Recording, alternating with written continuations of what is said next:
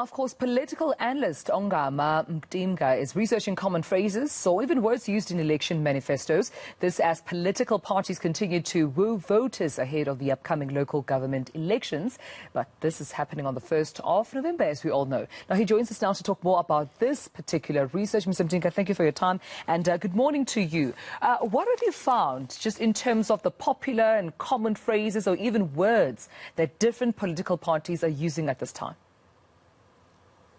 Sure. So I must say that we use a number of coding methods when reading texts.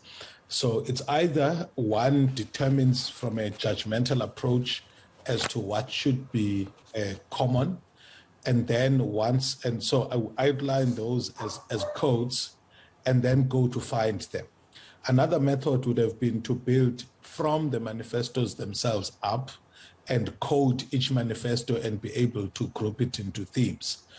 So this approach is an approach which I used a judgmental approach. That is, I determined the things to look at by myself and then compared the parties. It's informed by two things. One, it was mainly originally influenced by EFF rhetoric. So I wanted to see how much parties were responding to the rise of the EFF and its messaging. But out of some interesting feedback, once I posted this, I've now also started to factor in words that people have suggested, such as infrastructure, service delivery, among other things. It's still high level. So the key findings for now is that the parties are comparable in terms of what they are emphasizing. There's a lot of people-centeredness in the manifestos. There's a lot of references to the economy.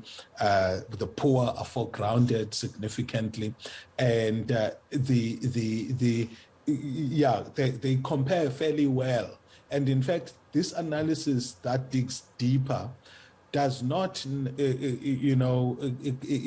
disprove what we have generally felt, that the ideological differences among the parties are narrow, save for the areas that they choose as their campaign platforms. Right. So notwithstanding the EFF's radical approach, when you compare word for word, it's still centrist politics, if you like, even though the EFF projects itself as a center-left, as a far-left party.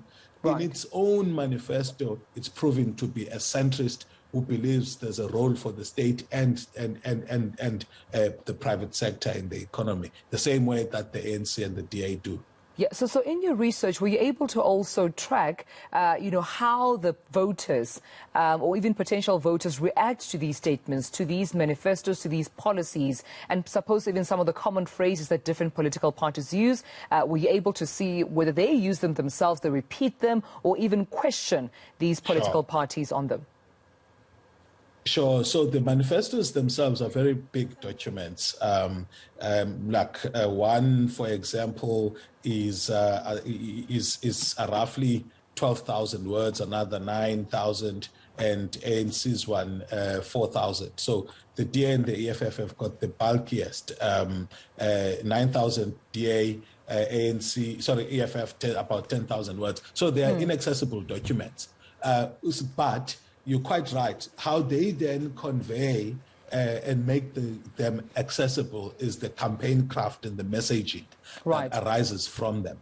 Yes. Okay. So voters do expect these parties to actually fall among these broad categories, because what's foregrounded is what's in the campaign platform of a party. EFF, for example, activist. DA will do what we've done elsewhere. ANC basically apologizing while emphasizing everything else that others are. We have to leave it there due to time, but thank you for speaking to us. Ongama Mtimka, thank you so much for your time this morning.